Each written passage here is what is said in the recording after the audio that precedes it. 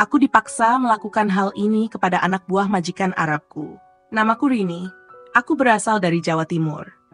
3 tahun lalu, aku memutuskan bekerja sebagai TKW di Arab Saudi. Keadaan ekonomi keluarga memaksaku meninggalkan anak semata wayang dan ibuku yang sakit-sakitan. Aku butuh uang, tak ada pilihan lain. Aku ditempatkan di rumah majikan bernama Sheikh Abdul Karim, pria tua kaya raya yang memiliki beberapa bisnis di Riyadh, termasuk jasa konstruksi dan properti. Istrinya meninggal 2 tahun sebelum aku datang. Kini rumah besar itu hanya dihuni olehnya. Anak laki-lakinya bernama Hussein yang jarang pulang, dan para pekerja yang mondar-mandir di halaman rumah. Awalnya semua berjalan normal. Aku bekerja sebagai pembantu rumah tangga, membersihkan, mencuci, menyiapkan makanan. Namun setelah beberapa bulan, perlakuan Sheikh mulai berubah. Tatapannya sering menusuk, dan ucapannya kadang tak sopan. Aku pura-pura tak mengerti bahasa Arabnya, meski perlahan aku mulai memahami semuanya. Lalu datanglah malam itu. Sheikh menyuruhku membersihkan gudang belakang yang penuh dengan barang-barang tua. Di sana aku bertemu dengan salah satu pekerjanya, pria muda berperawakan tinggi dan tampan bernama Amir. Dia sopan dan baik. Setiap kali kami bertemu diam-diam, dia selalu memberiku roti atau buah. Kadang kami berbicara dalam bahasa Arab campur isyarat. Namun kebaikan Amir itulah yang menjadi awal dari musibahku.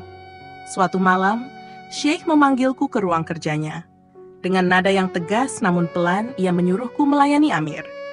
Aku tahu kau dekat dengannya, tapi kau hanya budak di rumah ini. Jika kau ingin tetap tinggal, lakukan perintahku.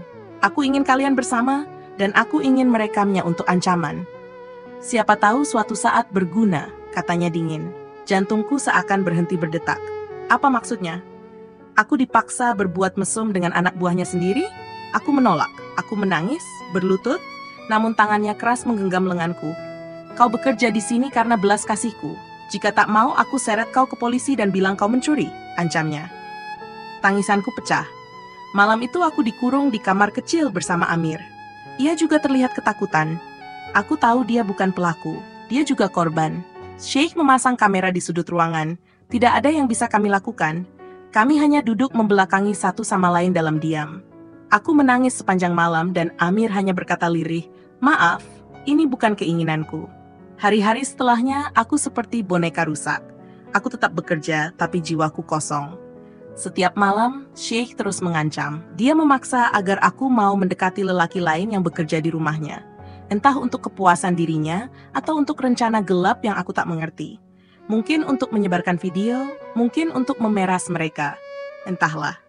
Aku sempat mencoba kabur, tapi ditangkap oleh penjaga gerbang. Paspor dan dokumenku ditahan. Tak ada jalan keluar. Hingga suatu malam, Amir membisikkan rencana. Ia mengenal seseorang dari kedutaan Indonesia yang bisa membantu. Tapi risikonya besar, kami harus keluar malam-malam dan menyelinap ke belakang pasar, tempat biasa para pekerja berkumpul dan mengantar barang. Kami hanya punya satu kesempatan, dan malam itu pun tiba.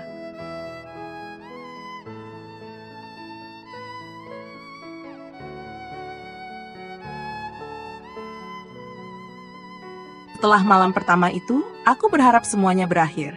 Tapi ternyata itu baru awal. Sheikh Abdul Karim mulai memperlakukan aku seperti alat. Bukan lagi sebagai manusia.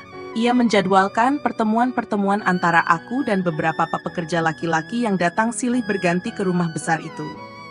Mereka bukan orang sembarangan. Beberapa adalah bawahan kepercayaannya. Lainnya hanya buruh yang mungkin juga ditakut-takuti. Aku dijebak dalam kamar sempit yang sama. Kamera tetap menyala.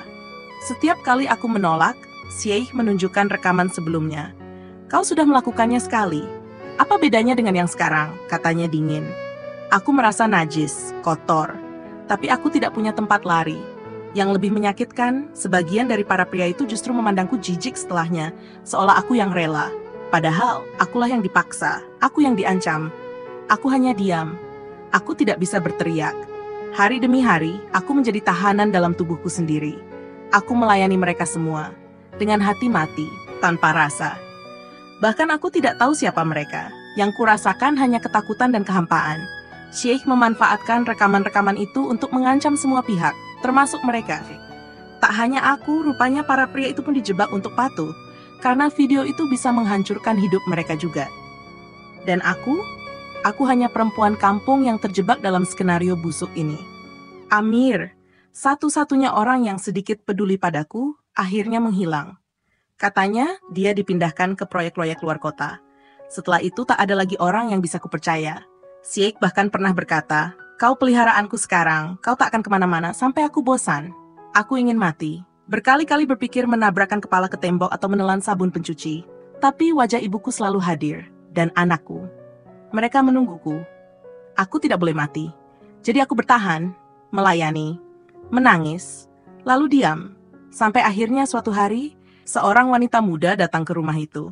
Katanya dia dari LSM Internasional yang bekerja sama dengan kedutaan. Ia datang untuk audit rumah tangga para majikan kaya di Riyadh. Saat ia memandangku, aku hanya berkata pelan dalam bahasa Inggris patah-patah, "Help, please, I'm not free."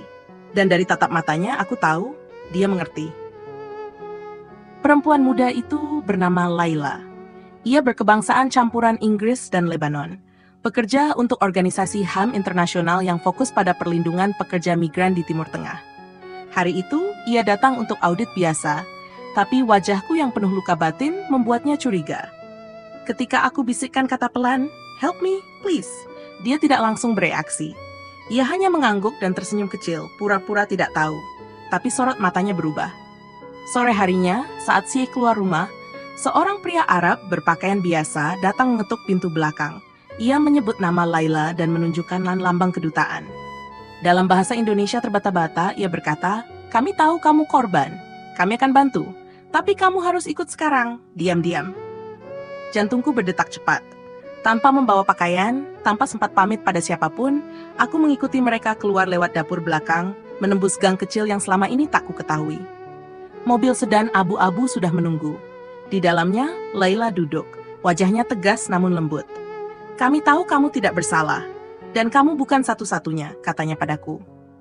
Malam itu, aku dibawa ke sebuah tempat aman.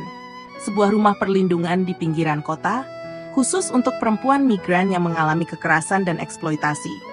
Di sana, aku bertemu banyak perempuan Indonesia lain.